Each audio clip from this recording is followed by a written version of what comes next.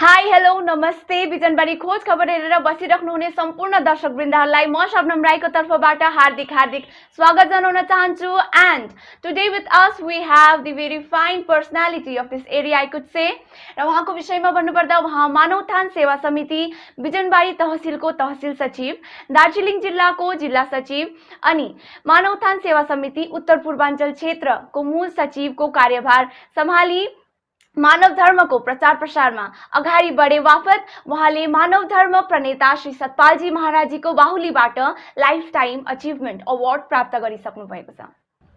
उहाँ Suntale primary school, नोड primary school अनि बासबोटे गैरीगाउँ प्राइमेरी स्कुलको भूतपूर्व प्रधान अध्यापक रहिसक्नु भएको छ र उहाँले साहित्य अनि साङ्गीतिक क्षेत्रमा पनि लगातार आफ्नो पाइला बढाइराख्नु भएको छ। उहाँको दार्जिलिङ, सिक्किम अनि कालिम्पोङ अनि भारतभरिका विभिन्न पत्र पत्रिकाहरूमा उहाँको लेख पाठनमा पाइन्छ। साथै कर्स्याङ रेडियो अनि सिमाना एफएम आदिमा उहाँको धार्मिक प्रवचनहरू पनि प्रसारण हुने गर्दछ र उहाँ धर्म, अध्यात्म र विभिन्न विषयहरूको एक कुशल वक्ता हुन्। त्यसबाहेक हितकारी संगठनको सक्रिय कार्यकर्ताको रूपमा परिचित, धार्मिक, सामाजिक अनि विभिन्न सङ्घ संस्थाहरूसित सम्बन्धित, साथै सङ्गीतकार अनि शब्दकारको रूपमा परिचित लुङचक्रो बस्ती नयाँ नोड ग्राम निवासी अति आदरणीय सर जित नारायण छेत्रीज्यूलाई हामी खोज खबरको पक्षबाट हार्दिक स्वागत अनि नमस्कार टक्राउँदछौँ। दर्शकवृन्द, आज हामी उहाँ समक्ष केही प्रश्नहरू राख्नेछौँ। उहाँको इन्टरभ्यू हामी लिन गइरहेको छौँ र सर्वप्रथम सर, तपाईँको अवकाश जीवन कसरी व्यतीत भइरहेको छ? बडा शान्तिपूर्वक बितिरहेको छ। जसरी एउटा व्यक्तिले जीवन जिउँछ र आनन्दपूर्वक, शान्तिपूर्वक, प्रसन्नतापूर्वक अनि स्वस्थ जीवनको हिसाबले म बाँचिरहेको छु। आनन्द छ र यो अवकाश प्राप्त जीवन पनि एउटा आनन्दमय जीवन हो भन्ने चाहिँ मलाई लागेको छ। र हजुर प्रधान अध्यापक रहिसक्नु भएको छ र त्यसै कारण शिक्षणको पेसा हजुरलाई कस्तो लाग्यो अनि शिक्षकको भूमिका कस्तो हुनुपर्छ यसबारे केही जानकारी गराइदिनु। 1974 देखि लिएर 2014 सम्म म 5-6वटा स्कुलमा स्थानान्तर भएर गएँ र गरिबका छोराछोरीहरू, मजदुरका छोराछोरीहरूलाई शिक्षा दिने मैले सुनौलो मौका पाएँ र त्यसको लागि म परमात्मालाई धन्यवाद पनि दिन्छु। र शिक्षकहरू चाहिँ क्वालिटीको हुनु पर्यो अनि गरिबका छोराछोरीहरूप्रति शिक्षामा शोषणविहीन भएर चाहिँ शिक्षा दिन सक्नुपर्छ र आफ्नो व्यक्तिगत योगदानहरू पनि शिशुहरू र गाउँलेहरूसँग त्यो आदान प्रदान हुनुपर्छ भन्ने चाहिँ मलाई लाग्छ। र शिक्षकको क्वालिटी छैन भनेदेखि चाहिँ उसले दिएको शिक्षाबाट चाहिँ कुनै फल प्राप्त हुने सम्भावना देखिँदैन। अति नै राम्रो विचार तपाईँको है। अनि अर्को, तपाईँ साहित्य अनि साङ्गीतिक क्षेत्रमा पनि एकदमै रुचि राख्ने व्यक्तित्व है र हजुरलाई साहित्य र सङ्गीतप्रति चाहिँ कसरी रुचि बढ्यो अनि तपाईँको समकालीन साहित्यिक व्यक्तित्वहरू को हुन्? 1962 को दशकमा आदित्य विक्रम गोमान सिंह चामलिङ सरले हामीलाई पढाउनुहुन्थ्यो र उहाँले पल पलमा प्रत्येक नेपालीको पाठ्य पुस्तक पढाउँदाखेरि कविताहरू लेख्न लगाउनुहुन्थ्यो। नेचरल जे देख्छौ त्यसैको कविता लेख्न लगाउनुहुन्थ्यो र साहित्यको प्रवेश चाहिँ मलाई मेरो जीवनमा त्यसरी भयो। त्यसको पछाडि सङ्गीतको क्षेत्रमा हाम्रो एनके पौड्याल जो सांस्कृतिक र सङ्गीतका गुरु पनि हुनुहुन्थ्यो, संस्कृत विद्याका गुरु पनि हुनुहुन्थ्यो र उहाँले सङ्गीतको लागि प्रेरणा पनि दिनुभयो र म क्लास 4 1964 सालदेखि चाहिँ कविता, साहित्य अनि सङ्गीतिक क्षेत्रमा मेरो मन त्यसतर्फ लागेको हो। र साहित्य अनि सङ्गीतलाई चाहिँ है तपाईँले कस्तो नजरले हेर्नुहुन्छ? साहित्य बिना कुनै पनि जीवन रसिलो हुँदैन र म चाहिँ ठान्छु चाहे किताबी साहित्य, ग्रन्थमूलक साहित्यहरू भन्दाखेरि पनि म आत्माको साहित्यसँग जोडिएको छु र आत्मै छैन भने कुनै पनि साहित्य हरियो परियो र फ्रुटफुल हुँदैन र म आत्माको साहित्यलाई मान्छु, आत्माको साहित्यलाई म जान्दछु र सबै साहित्य बन्धुहरूले, साहित्यिक प्रेमीहरूले सबैभन्दा पहिला किताबी साहित्यलाई बुझ्नु र जान्नुभन्दा पहिला आत्माको साहित्यलाई अनुभूतिमा उतार्नु आवश्यक देख्छु।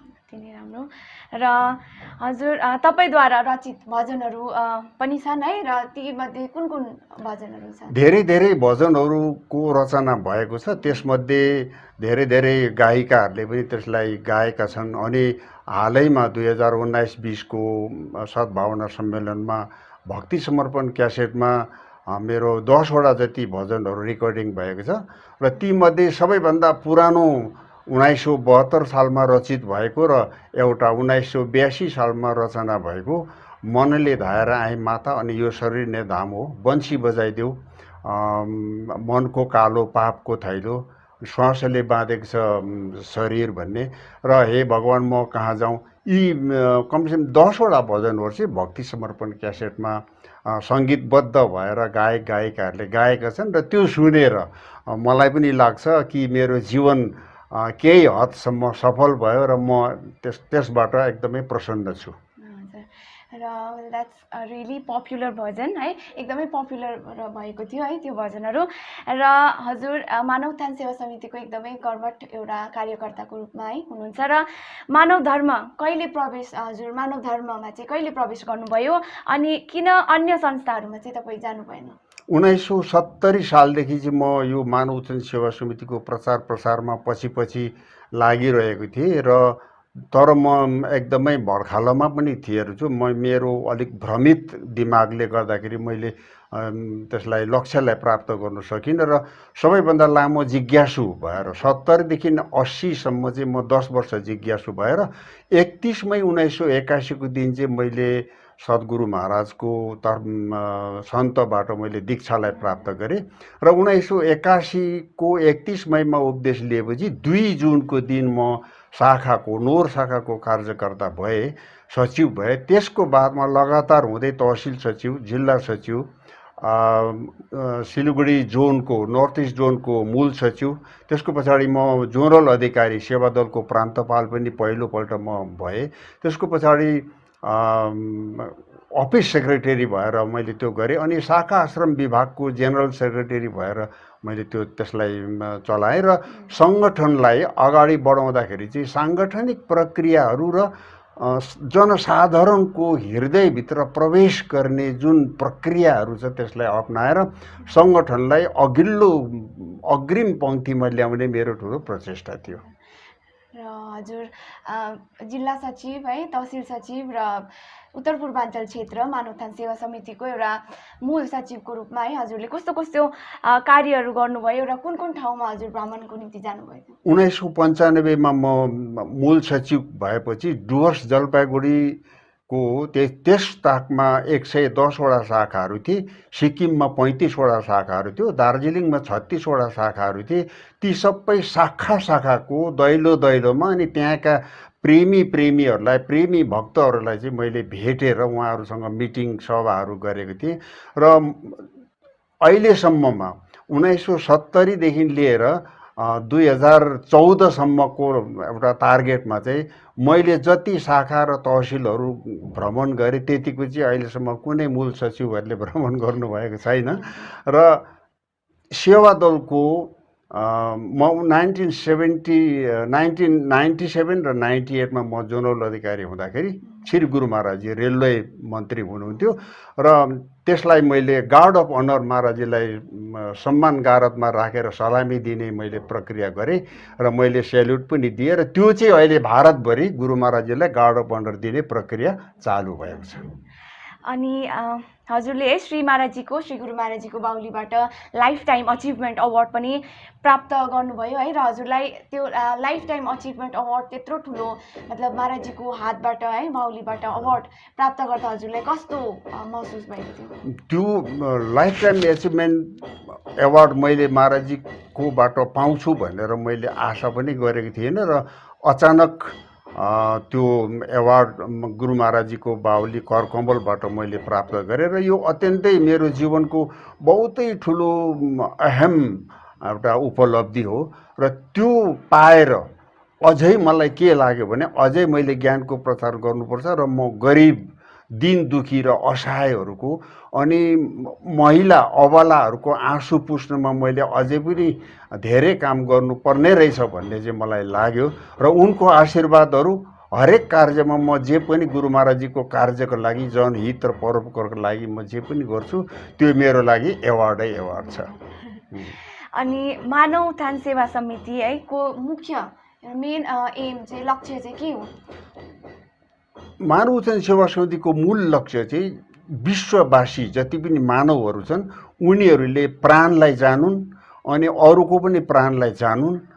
प्राणलाई जब जान्दछ उसले सबै कुरा जान्दछ र सर्वशिक्षा सम्पूर्ण शिक्षाहरूको शिक्षा चाहिँ आत्मज्ञानभित्र अन्तर्निहित भएकोले गर्दाखेरि चाहिँ गुरु महाराजजीको लक्ष्य हो यदि हामीले विश्वमा ठुलो कार्य गर्नुपर्छ र जनहितार्थ परहितार्थ सर्वै भवन्तु सुखिनको काम गर्नु हो भने सबभन्दा पहिला आत्मज्ञान अर्थात् आफ्नो प्राणलाई जान्नु नितान्त आवश्यकता छ। यही कुरा चाहिँ मानव उत्थान सेवा समितिको प्रमुख लक्ष्य चाहिँ यति हो। To know one's soul is the main aim of मानव उत्थान सेवा समिति है। र अब अर्को प्रश्न, मानव उत्थान सेवा समितिको प्रणेता श्री सतपालजी महाराजजीलाई तपाईँले भगवानको रूपमा हेर्नुहुन्छ कि गुरुको रूपमा हेर्नुहुन्छ कि या फिर एउटा राजनीतिक नेताको रूपमा हेर्नुहुन्छ? भक्तले त आफ्नो ज्ञानको दृष्टिकोणद्वारा आफ्नो गुरु महाराजजीलाई उसले हरेक दृष्टिकोणले देख्छ र दर्शन पनि गर्छ। र हामी भन्छौँ मन्दिरमा पनि गएर हामी नै भन्छौँ आँखा चिम्लेर त्वमेव माता सविता त्वमेव बन्धु चोसका त्वमेव।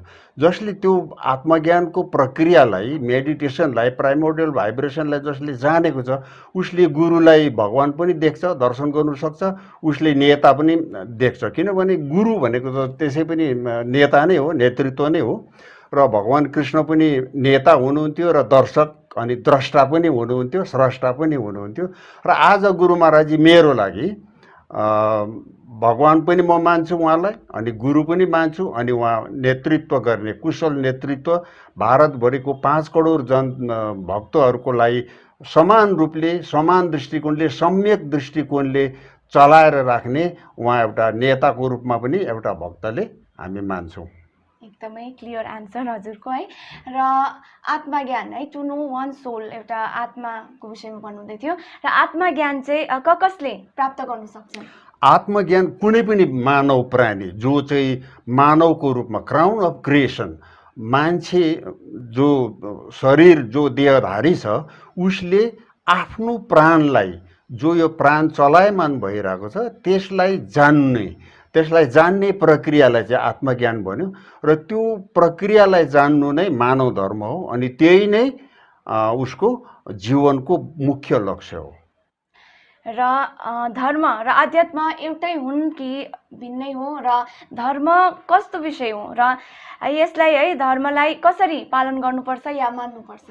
धर्म अहिलेको समाजमा अहिलेको वैश्विक प्रदूषित समाजमा धर्मलाई मानिसहरूले विवादको विषय बनाइरहेका छन्। वास्तवमा धर्म अध्यात्मभित्र त्यो धर्मको रहस्य लुकेर बसेको छ र धारण गरिएको वस्तुलाई त्यो धर्म भने जस्तो हाम्रो शरीरलाई सबैभन्दा धारण गरेर बसेको वस्तु हो प्राण र त्यो रेस्पिरेसन पावर अफ रेस्पिरेसन त्यसले हामीलाई धारण गरेको छ र प्राण छैन भने त शरीर ढलिहाल्छ र त्यो धारण गरिएको वस्तुलाई चाहिँ धर्म भन्ने गरेको छ। तर त्यो धर्मलाई चाहिँ मानिसहरूले पन्थगत बनाएर विवादास्पद बनाएर चाहिँ धर्म भनिरहेका छन्। वास्तवमा यो अध्यात्मको विषय हो। अध्यात्म भनेको आत्माको गहिराईमा गएर त्यसको अध्ययन र अनुभूति गर्ने कुरा हो। त्यसकारण यसलाई अध्यात्म भनिन्छ। अध्यात्मभित्र आत्माको धर्म छ। एकदमै स्पष्ट है, धर्म अनि अध्यात्मको विषयमा एकदमै स्पष्ट जवाब है हजुरले दिनुभयो आन्सर। र तपाईँको जीवनमा अनुभूति गर्नुभएको है विभिन्न पक्षलाई दर्शक समक्ष प्रस्तुत गरिनुहुन्छ। विभिन्न प्रकारको कष्टहरू सहेर जीवनमा कष्ट त हुन्छ, जीवन त कष्ट भोग्नुको लागि नै आएको छ। तर मनलाई जबसम्म हामी पोजिटिभ बनाउँदैनौँ, जबसम्म सकारात्मक बनाउँदैनौँ तबसम्म हामीले जीवनमा केही पनि लाभ प्राप्त गर्न सक्दैनौँ।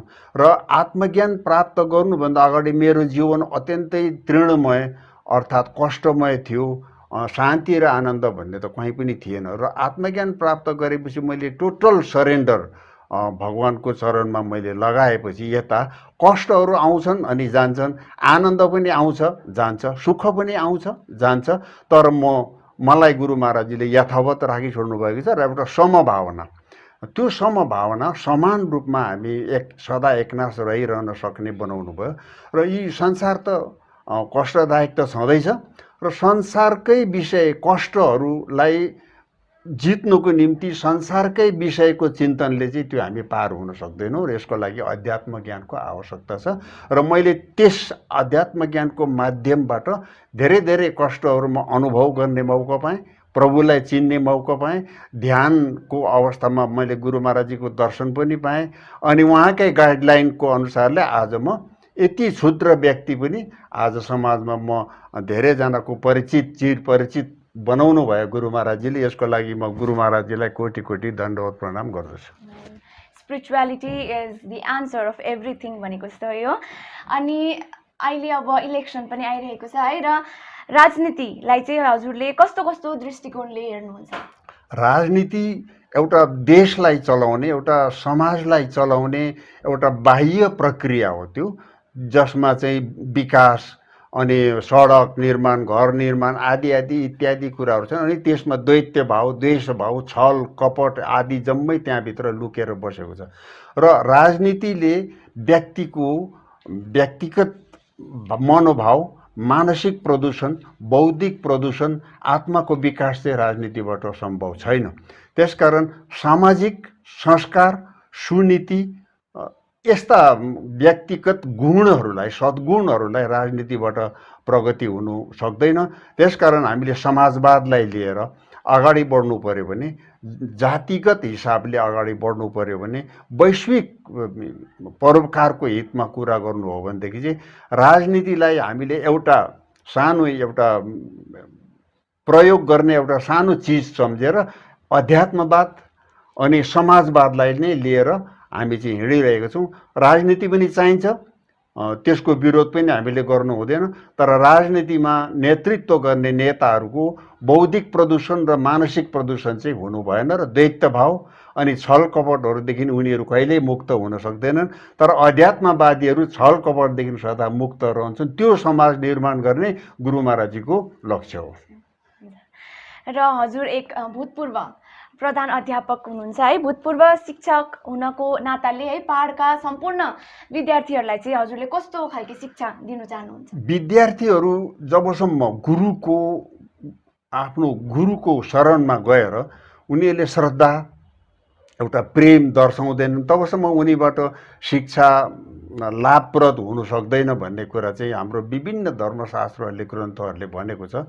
र गुरु भनेको जसले चाहिँ अन्धकारबाट आफ्नो शिष्यलाई उज्यालोमा ल्याउँछन्, त शिष्यहरूमा पनि गुरुप्रति श्रद्धा हुनु पर्यो अनि गुरुको हृदयमा पनि आफ्नो शिष्यहरूप्रति सद्भावना, प्रेम र माया हुनु पर्यो। अनि त्यो दुईटै मिलेर शिक्षा दिने क्रम अनि लिने क्रममा यी दुवै पात्रहरू सठिक रूपले एक ठाउँमा बसेर लेनदेन हुन्छ। शिक्षाको लेनदेन कुनै द्वैत भावको आधारमा, छलकपटको आधारमा गरिने वस्तु होइन। र शिक्षा अनि शिक्षार्थीहरू चाहिँ यस्तो एउटा ठाउँमा बस्नु पर्यो जहाँ प्रेम, सद्भावना अनि एउटा व्यक्तित्व निर्माण, राष्ट्र निर्माणका कुराहरू जहाँ हुन्छन्। अर्थात् ती दुवै गुरु अनि शिष्य शिक्षाको लागि सत्पात्र चाहिँ हुन आवश्यकता छ। र है पहाडको समस्या है तपाईँलाई थाहा नै छ, र पहाडको समस्याबारे तपाईँको के मन्तव्य छ र पहाडवासीहरू चाहिँ कसरी सुरक्षित बस्न सक्लान्? खै यो विषयमा यो बहुत गहिरो विषय हो र म नेपाली भाषाको आन्दोलनमा 30 वर्षसम्म हामीले सङ्घर्ष गऱ्यौँ। 1966 देखि चाहिँ मैले त्यसतर्फ कदम उठाएँ। त्यसको पछाडि छुट्टै प्रान्तको आन्दोलन भयो, त्यसमा पनि लागि परियो, 2-3 घन्टा जेल पनि बस्यो। त्यसको पछाडि गोर्खाल्यान्डको आन्दोलन भयो इत्यादि। ती पहाडमा ती परिवर्तनहरू आए, सोचहरू परिवर्तन आए। तर पहाडमा हामी जति पनि गोर्खा जातिहरू, नेपालीहरू बसेको छौँ, अर्थात् अनेपालीहरू छौँ अथवा जो पनि बसेको छौँ यो पहाडमा, हामीले हाम्रो पहाडको सुरक्षा मात्रै नहेरेर एउटा देशको, एउटा राष्ट्रको भावनालाई जागृत गर्नु एकदमै आवश्यकता छ। र हामी एउटा तल एउटा खाल्डो एउटा कुवादेखि उठेर माथि जबसम्म उठ्दैनौँ, जबसम्म हाम्रो बौद्धिकता मानसिकता र हाम्रो चिन्तन मननहरू चाहिँ माथिल्लो स्तरमा पुगेर जबसम्म हामीले पुरा समूहलाई समेट्न सक्दैनौँ तबसम्म हामी क्षुद्रको क्षुद्रै रहन्छौँ र हामीले केही पनि गर्न सक्दैनौँ। र हाम्रो यो जुन चाहिँ ह्युमन लाइफ छ है, मानव जीवनलाई चाहिँ तपाईँले कस्तो जीवन मान्नुहुन्छ? मानव जीवन यति सुन्दर जीवन हो र दार्शनिकहरूले भन्छन् man is a crown of creation. र सबै कुरा मानिसले गर्नु सक्छ। खिर पकाएर पनि खानु सक्छ, गाईले दुध दिन्छ, गाईले खिर बनाउनु सक्दैन, र गाईले पनिर पनि बनाउनु सक्दैन, र कुकुरले पनि चोरहरू पत्तो लगाउँछ तर उसले सत्सङ्ग सुन्नु सक्दैन, उसले कुनै मिटिङमा गएर बोल्नु सक्दैन। यद्यपि मान्छेभन्दा पुलिसहरूभन्दा पनि बाटो चाहिँ अहिले कुकुर देखियो, डग देखियो, तर ऊ पनि 84 लाख जुनीको एउटा बिन्दु हो। र मानव जीवन सबैभन्दा श्रेष्ठ हो। किन श्रेष्ठ हो भन्दाखेरि चाहिँ उसले आफ्नो जीवनलाई, वास्तविकतालाई, उसको प्राणलाई, उसको जीवाइको प्रक्रियालाई, अनि उसले प्रभु परमात्मा उसलाई चलाउनेवाला, उसको त्यो जीवन दिनेवाला द्रष्टा, स्रष्टा र सर्जकलाई उसले चिन्नु सक्छ। त्यसको लागि मानव जीवन सर्वत्र श्रेष्ठ छ। र श्री सतपालजी महाराजजीको है एउटा भारतलाई विश्वको गुरु बनाउने उहाँको एउटा लक्ष्य छ, र के फेरि हाम्रो भारत देश विश्वगुरु बन्ला? निश्चय, यसमा कुनै शक छैन। हुनसक्छ, समय लाग्छ, किनभने महान पुरुषले भनिसकेको कुरा हो। महान पुरुषले कहिले पनि बोलेको कुरा चाहिँ अहिलेसम्म झुट्टा भएको छैन। र सूरदासले 15औं शताब्दी 16औं शताब्दीमा भनेका कुराहरू आज पुरा भइरहेको छ।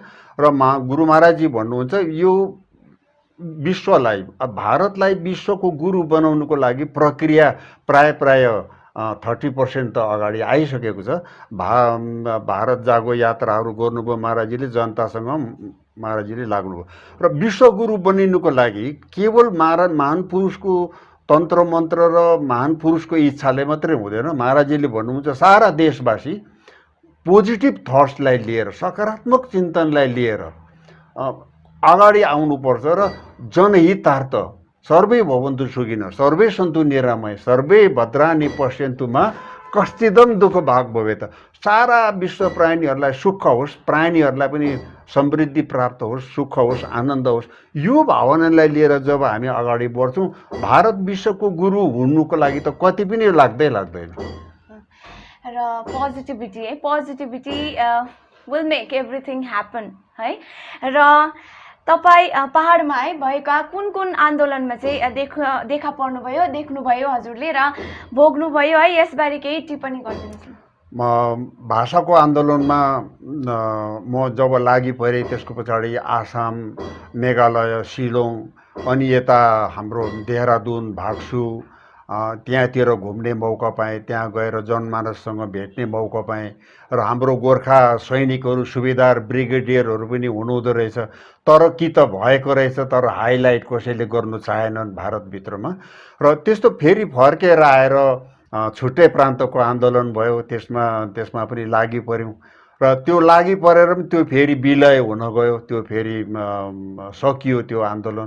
त्यसको पछाडि 1984 देखि हाम्रो सुभाष घिसिङज्यूले गोर्खाल्यान्डको आन्दोलनलाई सुरु गर्नुभयो र त्यसमा पनि हामी लागि पर्यौँ। तर लागि पर्दा राजनैतिक द्वैत भाव, राजनैतिक चपेट र भुल बुझाबुझहरू भएको कारणले म बेघरबार पनि हुनु पर्यो र मेरा छोराछोरीहरूलाई, घरहरूलाई छोडेर म वनवासतिर जानु पर्यो।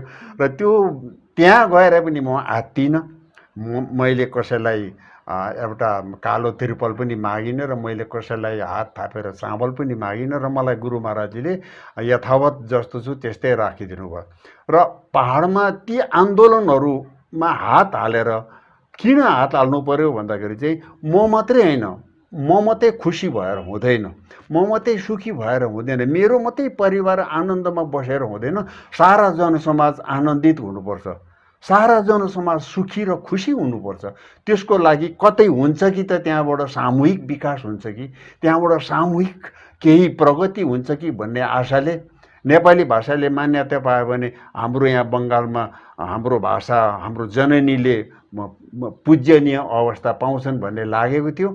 नेपाली भाषा सफल भयो, तर यतापट्टि यो जुन चाहिँ गोर्खाल्यान्डको कुराहरू थियो, छुट्टै प्रान्तको कुराहरू थियो, त्यो चाहिँ अहिले भर्खर भर्खर उठान हुँदैछ।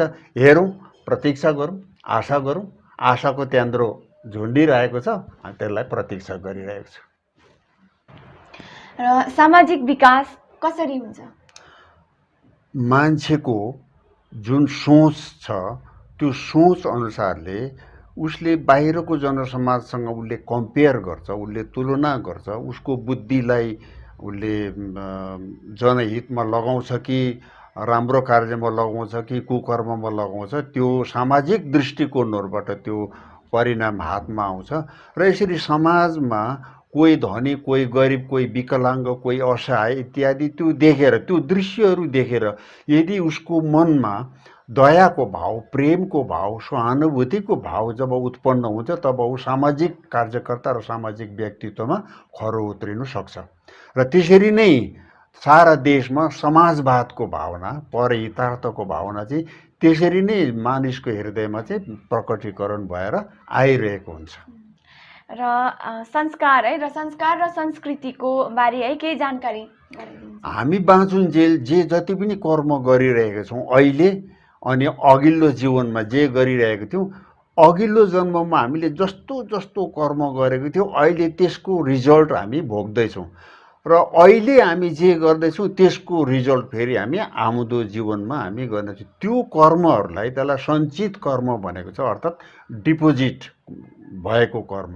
र अघिल्लो जन्ममा हामीले केवल माछा मात्रै मार्थ्यौँ र माछा मासु मात्रै खान्थ्यौँ अथवा मदपान मात्रै गर्थ्यौँ, हामीले हिंसा हत्या मात्रै गर्थ्यौँ भने त्यही आत्मा चाहिँ ट्रान्सपरेन्ट भएर आएर अहिले कुनै पनि आमाको गर्भबाट जन्मेपछि चाहिँ सानोदेखि नै ढुङ्गाले हान्ने, क्याटिस चलाउने, चरा मार्ने, चराको गुँड भत्काउने प्रवृत्तिहरू देखा पर्छ र ऊ गएर एउटा मर्डरर, एउटा हत्याराको रूपमा पनि ऊ प्रकट हुन्छ। र त्यो इन्स्टिङ्क्ट, त्यो प्रवृत्तिलाई संस्कार भन्यो। अघिल्लो जन्ममा उसले राम्रो कर्म गरेन, यहाँ अहिले आएर पनि उसले गर्नु पाएको छैन, गर्दैन, किनभने त्यो डाइरेक्ट ट्रान्सपरेन्ट भएर आत्मा अथवा मनसित आएर चाहिँ उसले त्यो गरिरहेको थियो, त्यसलाई चाहिँ संस्कार भन्यो।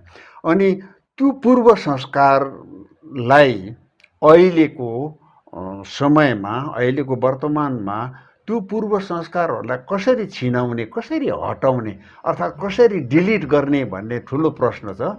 र यसलाई दार्शनिकहरूले त्यो चाहे, कोसिस गरे, दर्शन दिने कोसिस गरे, तर त्यो प्र्याक्टिकल थिएन, त्यो थ्योरिटिकल मात्रै भयो।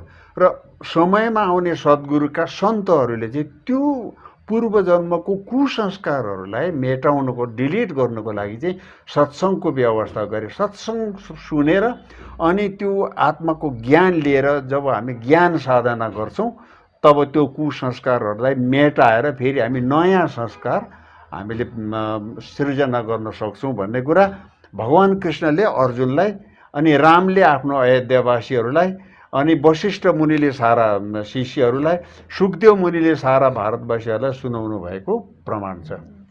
र हजुरले आत्माको विषयमा है चर्चा गर्नुहुँदै थियो, र आत्मा शक्तिको चाहिँ परिचय कसरी पाउने?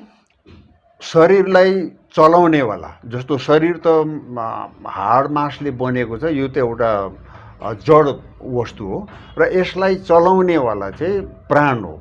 र प्राणले चलाइरहेको छ, र प्राण चाहिँ लाइट हो, अर्थात् इनर्जी हो त्यो। र त्यो इनर्जीले प्राणलाई चलाउँछ। प्राणले चाहिँ हामी विज्ञानले भन्छ यो रेस्पिरेसनले चल्छ, र श्वासले चाहिँ गएर लङ्सलाई धक्का दिन्छ, लङ्सले गएर हार्टलाई धक्का दिन्छ, र त्यसले गएर चाहिँ त्यो रिपिटेसन भइरहन्छ भनेर। तर त्यो ब्लडलाई चाहिँ फेरि कसले चलाउँदैछ भन्दाखेरि चाहिँ त्यो ब्लडलाई चाहिँ ग्यासले चलाउँदैछ। ग्यासलाई कसले चलाउँदैछ? ग्यासलाई प्राणले चलाउँदैछ। प्राणलाई कसले चलाउँदैछ? आत्माले चलाउँदैछ। तर त्यो आत्मा चाहिँ इन्भिजिबल, अदृश्य भएको कारणले, अगोचर भएको कारणले त्यसलाई देख्ने एउटा प्रक्रिया छ। जसरी अणुवीक्षण यन्त्रको सहायताद्वारा हामी ब्लडको ग्रुपहरू, भाइरसहरू देख्न सक्छौँ भने मानिसको शरीरमा भएको प्राणमा निहित भएका अभिन्न भएका आत्मालाई देख्ने प्रक्रिया चाहिँ आत्मज्ञान हो, जो चाहिँ अत्यन्त सूक्ष्म माइक्रो इनर्जीलाई जान्ने एउटा तत्त्व फर्मुला हो। त्यसलाई चाहिँ हामीले आत्मज्ञान भन्छौँ र आत्मज्ञान नजानेसम्म हामीले आफ्नो आत्मालाई अनुभूति गर्नु सक्दैनौँ। अनि मृत्यु है, मृत्यु के हो अनि मृत्युबारे केही चर्चा गरिदिनु। सन्तहरूले त भने मृत्यु एउटा केही समयको लागि हेरफेर हुने एउटा वस्तु हो अनि त्यो हुनु पनि पर्छ। यदि एउटा मान्छे 200 वर्ष बाँच्यो भने त्यो त भार हुन जान्छ, उसले त्यो खप्नु पनि सक्दैन। त्यसकारण भगवान्ले पहिले नै त्यो कुरा सोचेर एउटा लिमिटेड एउटा फर्मुला बनाउनु भएको थियो, उसको कर्ममा आधारित उसले जीवन जिउन पाउँछ भन्ने कुरा। र कोही लामो आयुको चाहन्छन् त कोही छोटो आयुमा जान्छन्। यो पूर्व संस्कारहरूको कारणले उसको जीवनको आयु तय भएको हुन्छ र मृत्यु हुनु पनि आवश्यकता छ। अनि मृत्यु पछाडि मृत्युको समयमा हामीले पूर्व जीवनलाई देख्छौँ भनेर चाहिँ हाम्रो पूर्वजहरूले जो चाहिँ प्राण गयो भनेर हामीले त्यो डेड बडीलाई लाने कोसिस गर्दै गर्दाखेरि फेरि ऊ बौरेर आएर उसले विवरण सुनायो। त्यो विवरणहरूबाट साइन्टिस्टहरूले के पत्तो लगायो भनेदेखि चाहिँ मृत्यु हुँदो रहेछ अनि मृत्यु हुने समयमा उसले पूर्व जुनीलाई देख्दो रहेछ र ऊ फर्केर आउँदो रहेछ र त्यसमा टाइम एन्ड फ्याक्टर छ र उसको समय नभइकन उसको मृत्यु हुँदैछ भने त्यहाँबाट ऊ फेरि रिटर्न आउनु पर्दो रहेछ र उसले पूर्व जीवनलाई देखेर त्यति बेला देखेर उसले अहिले आएर उसको भुलहरू सुधार्ने काम पनि गर्दो रहेछ। र त्यो मृत्युको संस्कार मृत्यु पछाडि सन्तहरूले भने त्यो जीवन चाहिँ खतरा छ। अहिले चाहिँ हामी आपत पऱ्यो भने हामी नेताको घरमा जान्छौँ, बिडिओ अफिसमा जान्छौँ, एसडिओकोमा जान्छौँ, डिएमकोमा जान्छौँ, मुख्यमन्त्रीकोमा जान्छौँ, प्रधानमन्त्रीकोमा जान्छौँ र सुप्रिम कोर्टमा पनि हामी जान सक्छौँ। तर मृत्युको पछाडि सहायता गर्नेवाला चाहिँ कोही पनि हुँदैन र त्यो आत्मा त्यति बेला उसको शरीर हुँदैन। शरीर नभएपछि उसले अघिल्लो शरीर हुँदाखेरि जति पनि कर्महरू गरेको थियो त्यसबाट उसले पश्चाताप मात्रै पाइरहेको हुन्छ। त्यो पश्चातापलाई पखालेर उसले स्वस्थ हुनुको लागि उसले अनेक कोसिस गर्छ, उसले राम्रो मान्छेहरूको साथमा जाने कोसिस गर्छ। तर उसले त्यो पाउँदैन। ऊ छेउमा जानु सक्दैन, मन्दिरमा जानु सक्दैन, मस्जिदमा जानु सक्दैन, चर्चमा जानु सक्दैन, देवालयहरूमा उसले पुग्नै सक्दैन। जहाँ धुप घुमाइन्छ, जहाँ शङ्ख बजाइन्छ, जहाँ घन्टी बजाइन्छ ऊ त्यहाँ जानु सक्दैन। त्यसो भएपछि ऊ फेरि असहाय हुन्छ। असहाय भएपछि ऊ घुमिरहन्छ र त्यसलाई चाहिँ मानिसहरूले धर्मशास्त्रहरूले भन्ने भूतात्मा, अर्थात् भूत भनेको शरीर नभएको एउटा इनर्जी शक्ति हो, त्यो वायु हो। त्यसलाई वायु लागेछ भन्छन् झाँक्रीहरूले। त्यो वायुको मतलब हो शरीर बिनाको आत्मा। र त्यो आत्मालाई फेरि पनि हाम्रा सन्तजहरूले, हाम्रा दार्शनिकहरूले त्यसलाई शान्ति रूप दिनुको निम्ति चाहिँ प्रयास गरे। त्यो प्रयास हो सत्सङ्ग। सत्सङ्गलाई प्रवचनहरूलाई सुनाएर, जस्तो हामी भागवत गीताहरू अध्ययन गर्ने छ, पुराणहरू लगाउँछन्, त्यो पुराणमा मृत्यु भएका मान्छेहरूको फोटो राखिएको हुन्छ उसको मुक्ति होस् भनेर है। र त्यो शरीर बिनाको आत्माहरू चाहिँ जहीँ पनि द्रुत गतिमा उनीहरू उड्न सक्छन् र त्यो द्रुत गतिमा भएको आत्माहरूले विभिन्न स्वरूपहरूलाई पनि लिन सक्दो रहेछ भन्ने प्रमाणित भएको छ।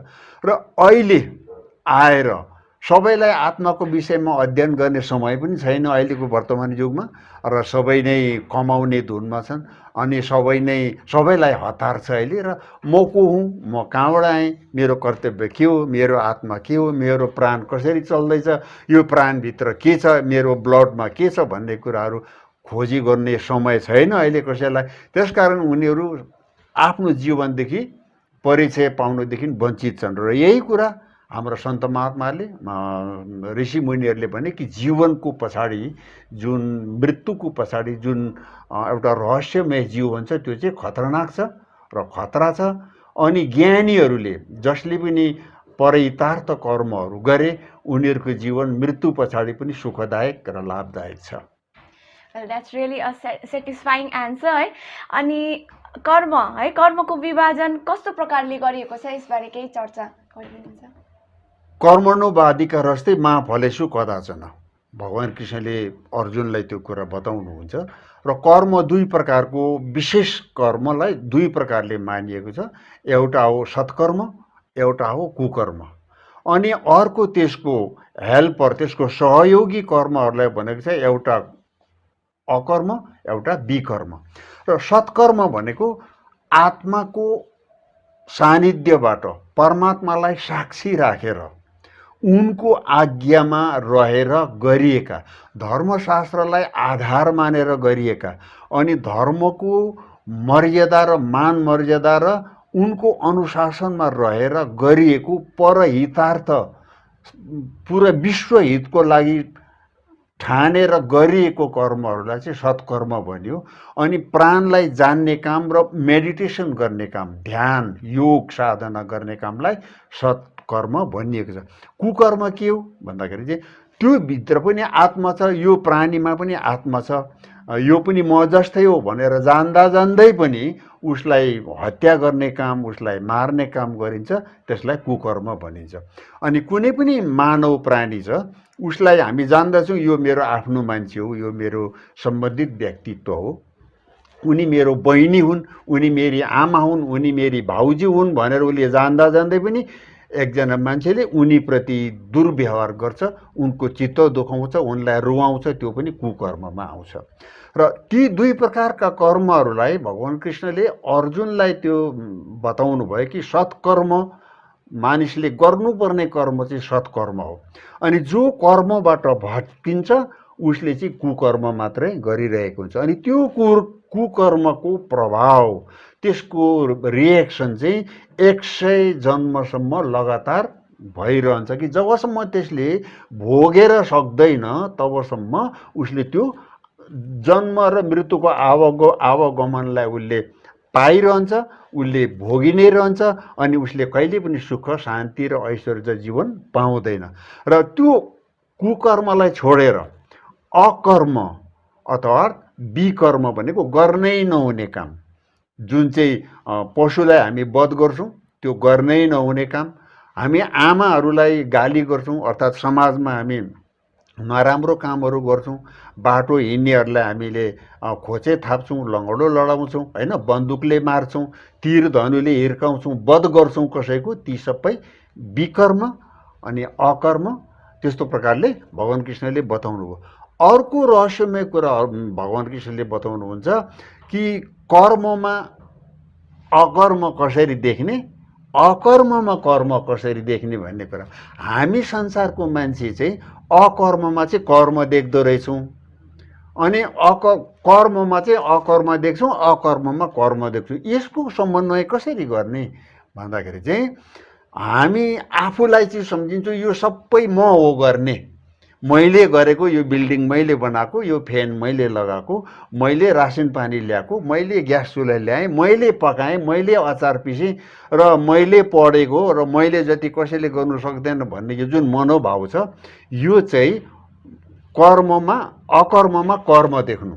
यद्यपि उसले त्यो गरेको होइन, त्यो विधाताले उसले गरिरहेको छ, उसको रुटिन अनुसार उसले गरिरहेको छ। जस्तो म आँखा झिम्क्याउँछु, त्यो मैले मेरो इन्द्रियहरूले झिम्क्याएकै होइन, त्यो त अटोमेटिकली भइरहेको छ। र म बोलिरहेको छु, मैले बोलीलाई रोक्नु सक्दिनँ। अनि प्राणलाई चलाउनेवाला ऊ आफू, हामी आफू पनि होइनौँ। तर म भन्छु मेरो श्वास म चलाइरहेको छु भन्छु, होइन, यो प्राणलाई चलाउनेवाला म होइन।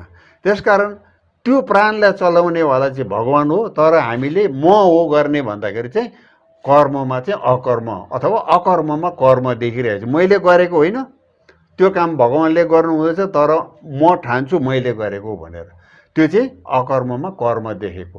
कर्ममा अकर्म देख्ने चाहिँ मैले ज्ञानको प्रचार गरिरहेको छु, म भगवान्को मन्दिरमा सेवा गरिरहेको छु, अनि मैले गरिबहरूलाई चामल लुगाफाटाहरू बाँडिरहेको छु, तर उसैले भन्छ यो मैले केही गरेको छैन, यो सबै परमात्माको लीला हो भन्छ भने त्यो चाहिँ अकर्ममा कर्ममा अकर्म देख्नु, त्यसलाई त्यो प्रकारले विभाजन गरेर बताउनु हो। र ह्युमन बिइङ, मानवले, केवल मात्र मानवहरूले बुझ्नुपर्ने कुरा चाहिँ हो सत्कर्म, अर्थात् सत्यसित जडित भएका कर्महरू चाहिँ छन्। जस्तो सबैभन्दा पहिला त प्राणलाई जान्नु, त्यसको पछाडि 10 इन्द्रियहरूलाई बुझ्नु, अनि त्यसको अनुभूति गर्नु। ती अनुसारले सारा मानव प्राणीहरू र ती अमुक बोली नलाग्ने पशु प्राणीहरूलाई पनि यसमा पनि परमात्मा छन् भनेर उनीसित आफ्नो आत्मिक व्यवहार गर्नु चाहिँ सत्कर्म बनेको छ। र विद्या है, विद्याको प्रकारहरू के मानिन्छ? विद्या 2 प्रकारको मानिएको छ, एउटा पराविद्या, एउटा अपराविद्या। हामी जति पनि प्राइमेरी स्कुल प्ले एन्ड गेम्सदेखि पढेर हामी ल अफ ब्यारिस्टरसम्म पढ्छौँ, किताबै पढ्छौँ, किताबबाट हामी फेरि त्यसलाई अध्ययन गर्छौँ, खातामा लेख्छौँ, इक्जाम दिन्छौँ, पास गर्छौँ। र हाम्रोमा पास गर्ने एउटा जुन प्रतियोगितात्मक शिक्षा छ त्यसले चाहिँ जीवनलाई महान बनाउँदैन। तिनीहरू चाहिँ अपराविद्यामा आउँछ। त्यो चाहिँ अर्थात् त्यो चाहिँ नाश हुन्छ। जस्तो तपाईँले एमएड पास गर्नुभयो, अथवा केही समय पछाडि तपाईँले नोकरी पनि गर्नुभयो र तपाईँलाई सबले सम्मान गर्छ कि तपाईँ एमएड गरेको एकजना नारी हुनुहुन्छ। तर तपाईँको सडनली मृत्यु भयो भनेदेखि चाहिँ तपाईँ फेरि एमए बिएड अथवा त्योदेखि माथिको शिक्षा त त्यसमा त तपाईँ जोइन गर्नुहुन्न। तपाईँले र भगवान् कृष्णले त्यसलाई कसरी बताउनुहुन्छ, भगवान् रामले त्यसलाई कसरी बताउनु भयो भन्दाखेरि चाहिँ अपराविद्या चाहिँ किताबी ज्ञान, वस्तुगत ज्ञान, जो चाहिँ हामीले हेर्छौँ, हामीले देख्छौँ र त्यो एकैछिनमा नाश हुन्छ होइन। र हिजो पढेको किताब आज हामी पढ्दैनौँ, 1 मा पढेको किताब हामीले 4 मा पढ्दैनौँ, माध्यमिकमा पढेका भूगोल र इतिहासहरू हामी एमएमा गएर पढ्दैनौँ, त्यो त्यत्तिकै छोडिएर जान्छ। अर्थात् तिनीहरूको लिमिटेसन खतम भयो। तर तिनीहरू सबै अपराविद्यामा आउँछन्, जो चाहिँ मृत्यु पछाडि पनि काममा आउँदैन। तर पराविद्या चाहिँ प्राणको विद्या हो, जुन विद्याले चाहिँ अध्यात्म अर्थात् प्युरली स्पिरिचुअल नलेज हो। त्यो स्पिरिचुअल नलेज, अध्यात्म विद्या चाहिँ पराविद्याको विषय हो। परा भनेको वाणीदेखि पर। वाणीहरू 4 प्रकारका बताउँछन्, परावाणी, अपरावाणी, वैखरी वाणी र पश्यन्ती वाणी। पश्यन्ती वाणीमा हामी गीतहरू गाउँछौँ, भजनहरू गाउँछौँ, त्यो पश्यन्ती वाणीहरू भए, जो चाहिँ हाम्रो छातीबाट, गलाको ग्रन्थीहरूबाट त्यो प्रकट हुन्छ। वैखरी वाणी जिब्रो र ओठबाट उच्चारण हुन्छ। अनि अपरा जुन परावाणी छ त्यो चाहिँ प्राणबाट प्रस्फुटित हुन्छ, प्राणमै समाहित हुन्छ। अनि जति त्यो पराविद्याको साधना जति हामी गर्छौँ त्यति नै त्यो प्रज्वलित हुँदै जान्छ। र हेलोजिन भन्दाखेरि पनि माथि सूर्य र चन्द्रको उपमा दिएका छन्। त्यसबाट व्यक्ति पराविद्याको ज्ञानद्वारा, त्यसको साधनाद्वारा चाहिँ व्यक्ति त्रिकालदर्शी हुन्छ, भूत, वर्तमान र भविष्यलाई जान्ने त्यस्तो हुन्छन्। र जस्तै जति पनि भविष्य वक्ताहरू छन् उनीहरूले त्यो नलेजको साधना गरेर चाहिँ उनीहरूले भविष्यवाणी गरेका छन्। जस्तै कि नास्ट्रेडमसहरूको भविष्यवाणी हामी सुन्छौँ होइन। सूरदासले 1500औं शताब्दीमा भविष्यवाणी गरेको कि सन्त 2000 के ऊपर ऐसा योग परे, उत्तर दक्षिण पूर्व पश्चिम चौदिशी काल फिरे, यो अकाल मृत्यु जगमै व्यापे प्रजा बहुत मरे, सन्त सूरदास की बानी टारे नहीं टरे। यो त 1500औं शताब्दीमा उनले भनेको कुरा हो। उनी त फेरि स्कुल पनि गएका थिएनन् र उनी त अन्धा पनि थिए। र एउटा अन्धा व्यक्तिले ध्यानको माध्यमबाट, परावाणीको एक्सपिरियन्सद्वारा, उनको मेडिटेसनद्वारा भनिएका बानीहरू चाहिँ आज बडे बडे युनिभर्सिटीका प्रिन्सिपलहरूले पनि खुट्याएर त्यसलाई स्पष्टीकरण दिने क्षमता छैन।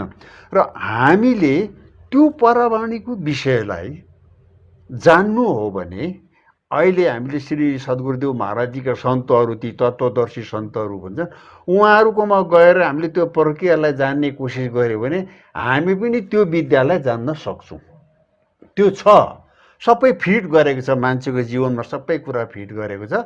5 ज्ञानेन्द्रिय पनि छ, 5 कर्मेन्द्रिय पनि छ, 11औं मन पनि छ, 12औं बुद्धि पनि छ, आत्मा पनि छ, सबै कुरा रेडी छ। खालि यति हो, त्यसलाई ओन गर्ने चाबी चाहिँ हामीले पाएका छैनौँ। र अफ गऱ्यो भने त त्यो अफ गरेको चाहिँ मृत्यु हो, डेड भयो, उसको चाबी लगायो अफ भयो। तर अहिले भगवान्ले हामीलाई स्विच अन गर्नुभएको छ।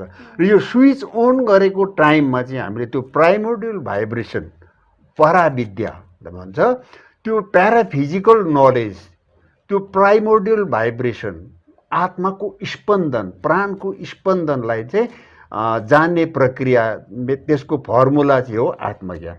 त्यसलाई जानेपछि तपाईँले पराविद्यालाई पनि जान्नुहुन्छ, अपराविद्यालाई पनि जान्नुहुन्छ, कर्मलाई, सत्कर्मलाई जान्नुहुन्छ, कुकर्मलाई पनि जान्नुहुन्छ, अकर्म विकर्म सुकर्म सबै तपाईँले त्यही भित्र आफूभित्रै जान्नुपर्छ। तपाईँ कहीँ गुफामा, कहीँ हिमालको चुचुरामा जाइरहने आवश्यकता पर्दैन। पराविद्या is the master of all form of knowledge है, अल फर्म अफ नलेज। र अब एउटा लास्ट क्वेसन हजुरलाई राख्न गइरहेको छु, र आध्यात्म र विज्ञानको है समन्वय, सिमिल्यारिटिज बारे केही भनिदिनुहोस्। जस्तो हामी भन्छौँ सिधा सादा भाषामा, गाउँको एकजना बोजूले दोकानमा आउँछिन् र उनले नुन किन्छन्, त विज्ञानले भन्छ सोडियम एन्ड क्लोराइड दुईवटा तत्त्व मिलेर चाहिँ नुन बनेको छ। र उसले विज्ञान पढेको छैन तर नुन त भन्नु जान्दछ। नुन त एउटा वैज्ञानिकले पनि खान्छ, एउटा दार्शनिकले पनि खान्छ, म पनि खान्छु, एउटा दाउरेले पनि खान्छ, एउटा जुत्ता सिलाउने कर्मीले पनि खान्छ। नुन सबले खान्छ है, साधुले पनि खान्छन्, महान पुरुषले पनि खान्छ। तर त्यो नुनलाई नुन के हो भनेर बुझ्नु पर्दाखेरि चाहिँ त्यसको एउटा टेस्टमा आयो नि त, हो कि यसलाई त्यसको परीक्षण गर्दाखेरि चाहिँ त्यो चाहिँ सोडियम र क्लोराइड रहेछ, त्यो दुईवटा तत्त्वको मिश्रण रहेछ।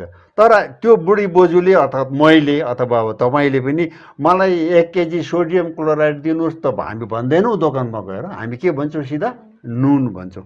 त्यस्तै प्रकारले पानी पनि H2O, हाइड्रोजन र अक्सिजनको मिश्रणद्वारा चाहिँ पानी बनेको छ। र आकाशमा कति पानी होला भनेर हामी सम्झिन्छौँ, आकाशमा कहाँ पानी छ र? पानी त धरतीमा छ नि, है। त्यो धरतीमा भएका वायुमण्डल र अनि नदीका वेब्सहरूमा चाहिँ त्यो अक्सिजन र हाइड्रोजनको ग्यासहरूबाट चाहिँ त्यो पानी बनिन्छ। त्यही कुरा हाम्रो अध्यात्ममा छ। शरीर जड हो, फिजिकल हो, नासवान हो, त्यो एउटा भौतिक संसारमा माटो छ, त्यही माटोबाट हाम्रो शरीरको निर्माण भएको छ। तर प्याराफिजिकल के छ त भन्दाखेरि चाहिँ यो ज्ञान, जो प्याराफिजिकल, जो प्राइमोर्डियल भाइब्रेसन छ, त्यो चाहिँ विज्ञान हो। अनि त्यो विज्ञान कसरी हो त भन्दाखेरि चाहिँ सृष्टिको आदिमा, in the beginning was the word was with God and the word was God. सृष्टिको आदिमा शून्य थियो, त्यो शून्यमा, महाशून्यमा त्यो कालो अन्धकार थियो, त्यसमा एउटा स्पन्दन भयो, भाइब्रेसन भयो। त्यो भाइब्रेसनबाट वायुको गोला मडारिएर आयो, त्यसलाई हामी भुँवरी भन्छौँ। त्यो भुँवरी मडारिएर आएपछि त्यसबाट भगवान् शिवको प्रकट भयो, विष्णुको प्रकट भयो भन्ने उदाहरणहरू आउँछ। र त्यो प्रकटीकरणबाट भगवानको त्यो इनर्जीको प्रकट भएपछि त्यो वायु गोला मडारिँदै गएर चाहिँ उँभो जति उँभो गयो त्यति टाइट भयो, अनि त्यति नै प्रज्वलित भयो, अग्निको रूपमा त्यो प्रकट भयो, त्यो चाहिँ सूर्य भयो। त सूर्य भएपछि सूर्यमा विस्फोट आयो, बिग ब्याङ थ्योरीले भन्छ, त्यसमा विस्फोट आयो। विस्फोट भएपछि चन्द्रमा बन्यो, पृथ्वी बन्यो र 9 ग्रहहरू बन्ने, अनि मसिना मसिना धुलाहरू चाहिँ मिल्की वेजको रूपमा, आकाशगङ्गाको रूपमा बसे। अनि तिनीहरू पनि त्यहाँ माथि एकाअर्कामा आकर्षण शक्तिले, ग्राभिटेसनको शक्तिले तानातान गरेर उनीहरू बसिरहेका छन्। विज्ञानले त्यसो भन्छ भने हाम्रो शरीरमा पनि मन, इन्द्रिय, 5 वटा प्राण, बुद्धि, यो सबै एकाअर्कामा आकर्षित भएर बसिरहेका छन्।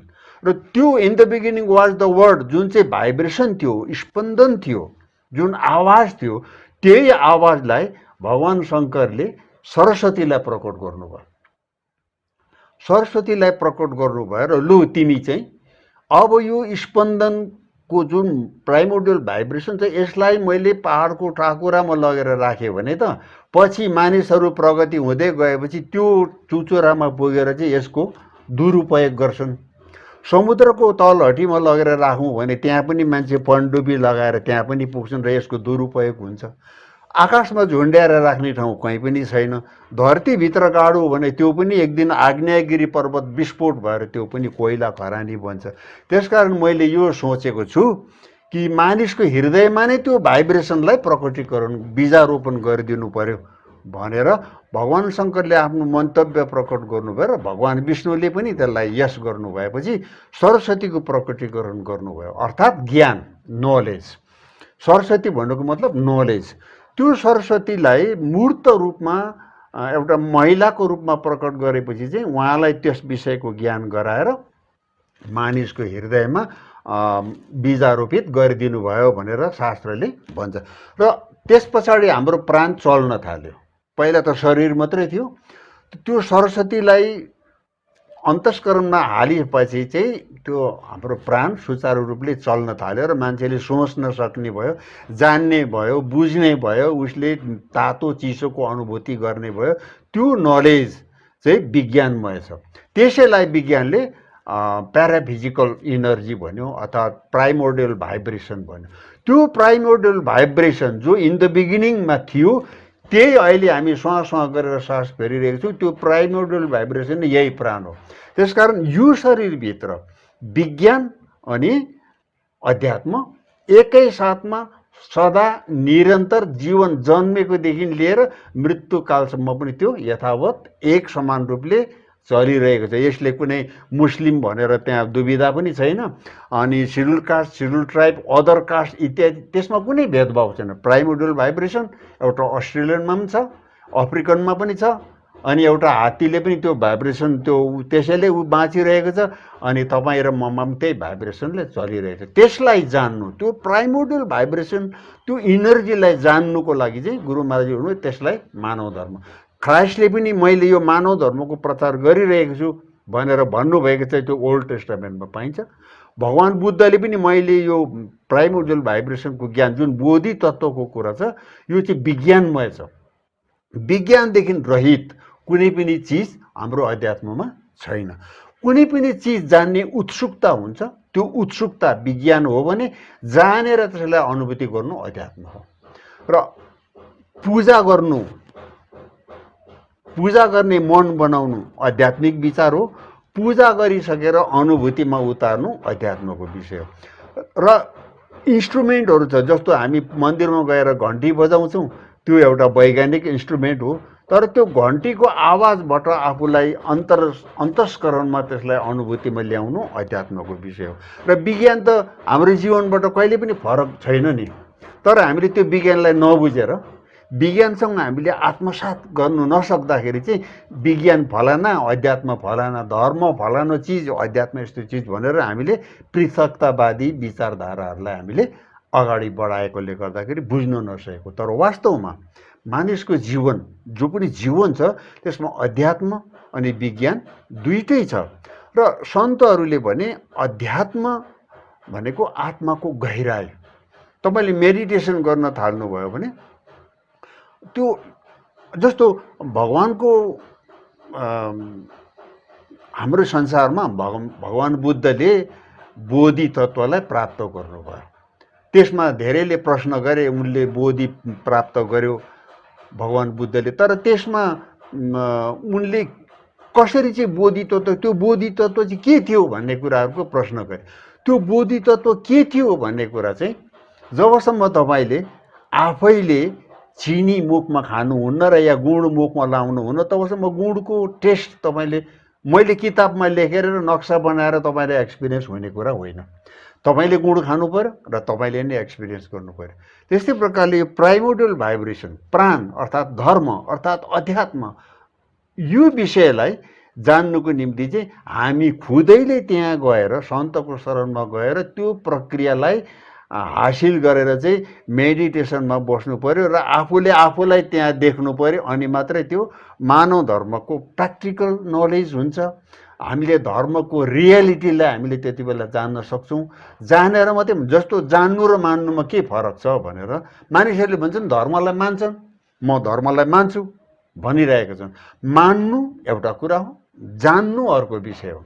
जस्तो यहाँ अहिले हामी यहाँ बसिरहेका छौँ, बहिनीले अन्तर्वार्ता लिइरहनु भएको छ भनेदेखि चाहिँ एकजना व्यक्ति आएर पनि यहाँ मुनि चाहिँ पेट्रोलको खानी छ भन्यो, तर त्यो पेट्रोलको खानी छ भनेर हामीले मान्यौँ, जान्यौँ पनि हामीले यहाँ रहेछ भन्यो, तर गाडी त चल्दैन नि। त्यसको लागि त हामीले भूविस्फोट गर्नु पर्यो, मेसिन लगाउनु पर्यो, त्यसलाई निकाल्नु पर्यो, त्यसलाई डिस्टिल गर्नु पर्यो, त्यसलाई प्युरिफाइड गर्नु पर्यो, अनि त्यसलाई पेट्रोल पम्पमा सेल गर्नु पर्यो होइन। अनेकौँ प्रक्रियाहरू छन् नि त्यो। अनि तेल भएर निस्केपछि अनि गाडीमा हाल्दा पो गाडी चल्यो त।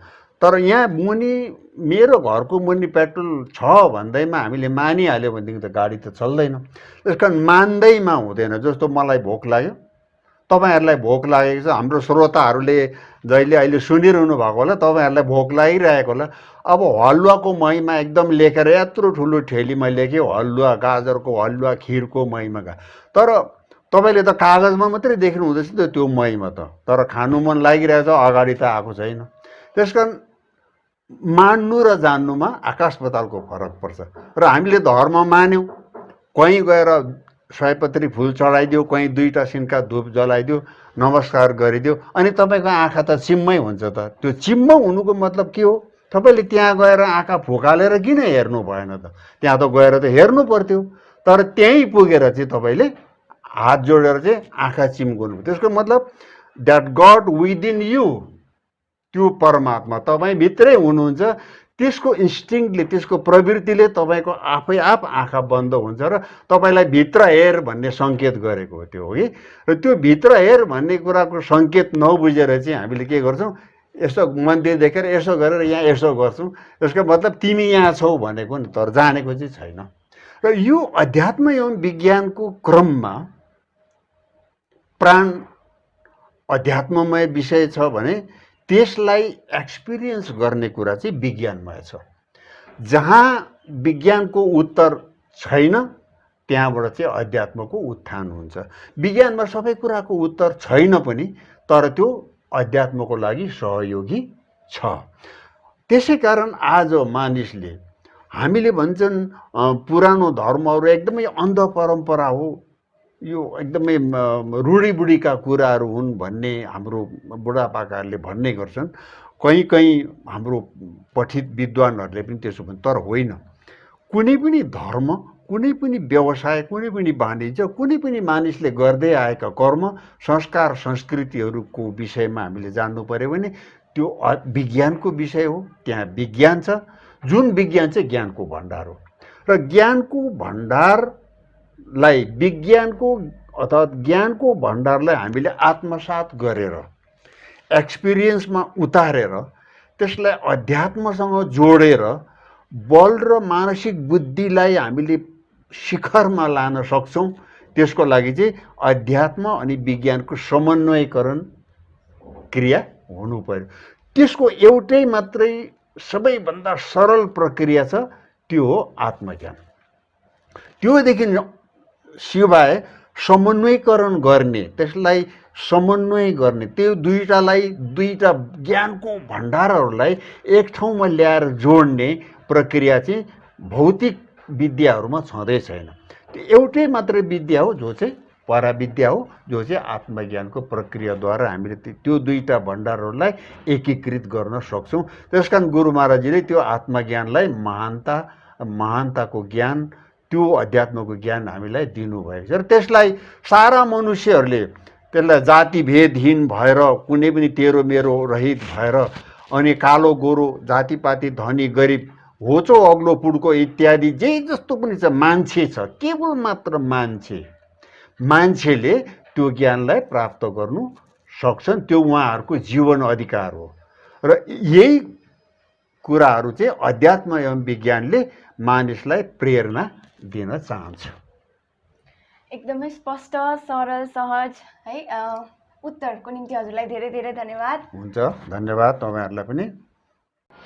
We are done with all sorts of questions र यहाँ मानव उत्थान सेवा समिति सँग सम्बन्धित हुनुहुन्छ र त्यही प्रकारको हामीले धार्मिक क्वेसन्सहरू यहाँसँग राखेका थियौँ र यदि हजुरहरूलाई हाम्रो यस इन्टरभ्यू राम्रो लाग्यो भने र यदि केही प्रश्नहरू हजुरहरूको छ भने हजुरहरूले कमेन्ट बक्समा राख्न सक्नुहुनेछ र यदि हजुरहरूले फेसबुक युज गर्नुहुन्छ भने बिजनबारी खोज खबर यस पेजलाई लाइक अनि सेयर गरिदिनुहोस् र साथसाथै हजुरहरूले युट्युबमा पनि यस इन्टरभ्यू हेर्न सक्नुहुनेछ बिजनबारी खोज खबर च्यानलमा र यस च्यानलमा हामीले धेरै प्रतिष्ठित व्यक्तिहरूको इन्टरभ्यूहरू लिने गर्छौँ र धेरै सांस्कृतिक अनि सामाजिक विषयहरू लिएर हामीले यसरी इन्टरभ्यू लिने गर्छौँ र हजुरहरूले बिजनबारी खोज खबर च्यानललाई सब्सक्राइब अनि सेयर अनि लाइक गरिदिनुहोस् भन्दै म हजुरहरूदेखि बिदा लिन चाहन्छु। धन्यवाद।